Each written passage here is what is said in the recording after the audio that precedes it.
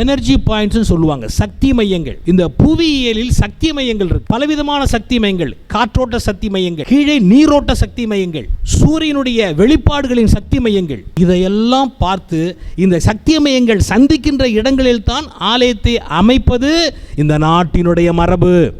இங்கு வைக்கப்பட்டிருக்கின்ற மரங்கள் ஸ்தல விருட்சம்னு சொல்லுவாங்க. ஸ்தல விருட்சம், ஒவ்வொரு சக்தி மையத்திற்கும் அருகில் 9 ஸ்தல விருட்சங்கள் இருக்க வேண்டும். இங்க 9 ஸ்தல விருட்சம் இருக்கு. இந்த இடத்திற்கு நீங்கள் வந்தாலே போதும், நல்லா புரிஞ்சுக்கங்க.